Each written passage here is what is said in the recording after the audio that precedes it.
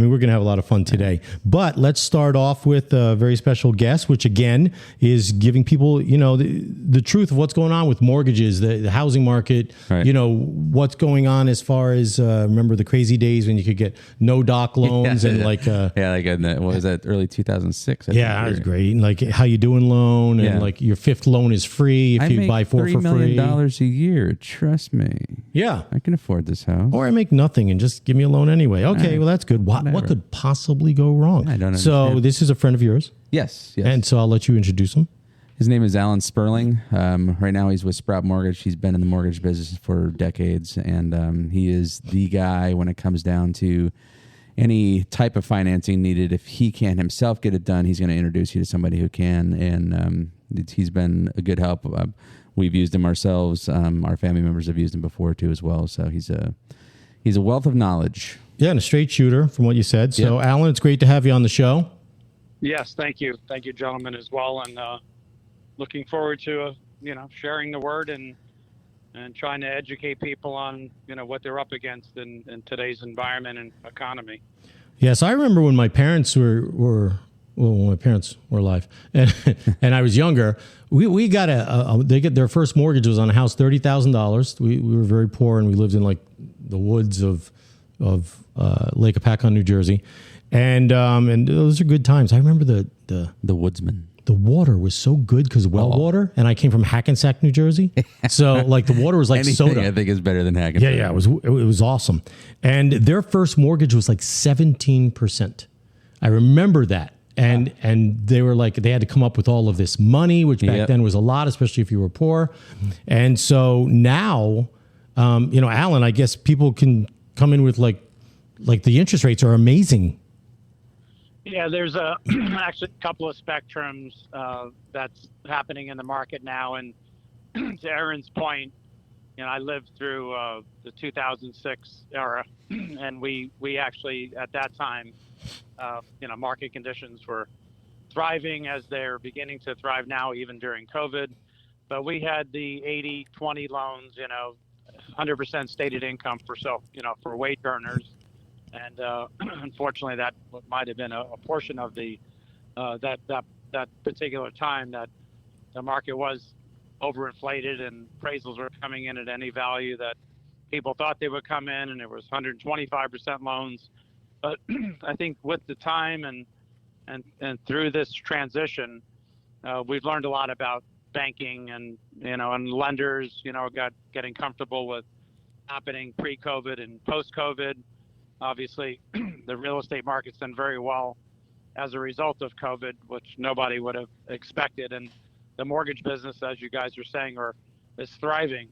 Back in the day of what lending looked like before, besides the the higher loan to values with a minimal amount of money down, we do it more arm's length now, and Wall Street, which we securitize to and sell to, has a different appetite, and you're becoming more comfortable with the non-QM, which, back to Aaron's point, was subprime.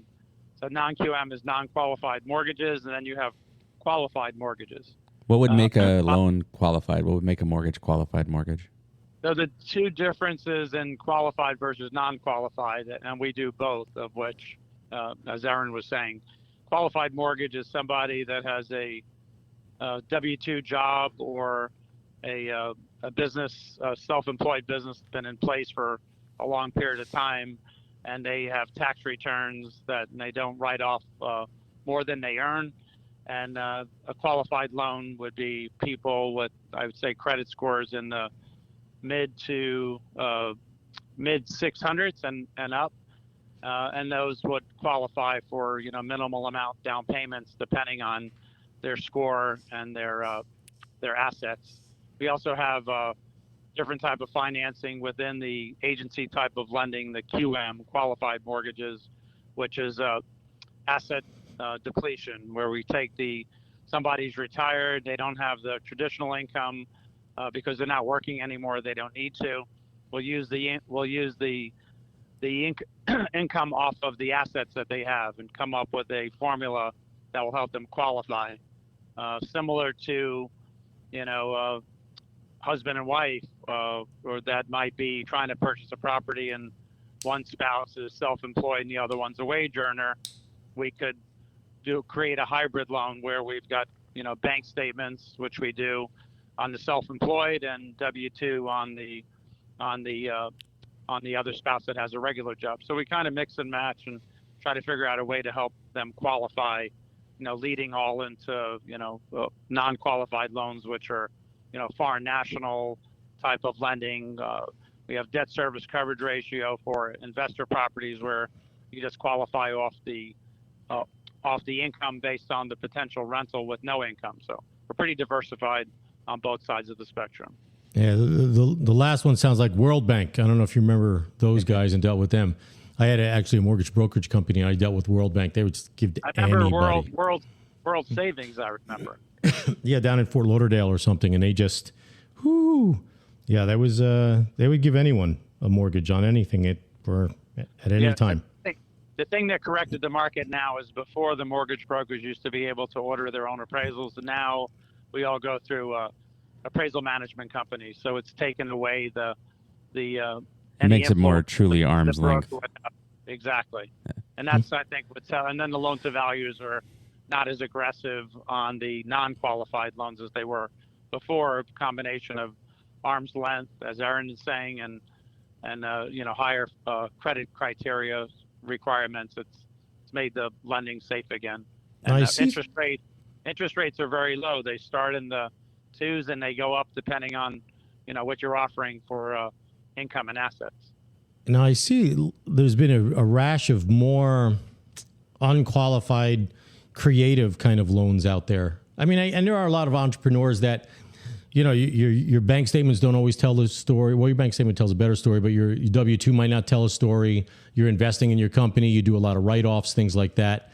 But I've seen that they're kind of being more creative with regard to, even stated loans or bank statement loans or things like that. What do you see as far as that going on right now? Well, when we look at, I always start off with, most of these type of loans that you're referring to are people that are self-employed or 1099. So I always start off at working with tax returns, but like most normal self-employed people, they're self-employed because they have a lot of write-offs, and with that, they have not as much income to derive at as a traditional full doc, where somebody may be an owner of a company but not be as aggressive on their write-off. So with that, I start off full doc, and then we go into the personal bank statements or the business bank statements, and we underwrite that. And it could be a hybrid where, in bank statements, you're not really, we're just using gross deposits. And then we have expense factors for what profession they're in or how many employees work for a company.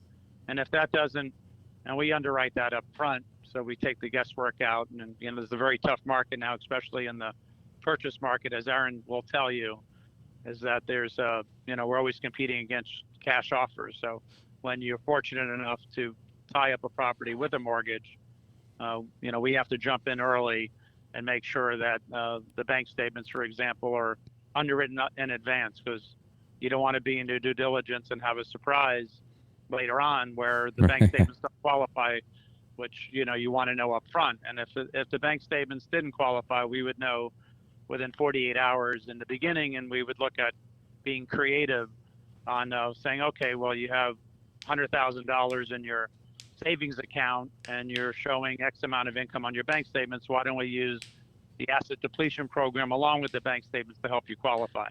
Or maybe get a non-occupant co-borrower from a family member, which sometimes is the last resort, but we look at any and all options to help make the transaction work quickly. So are you seeing more refinances, or are you seeing more like home purchases? Because I know we looked at quarter 2 of this year, and there was $63 billion in equity or perceived equity, because obviously you don't have equity until you make the sale of the house. So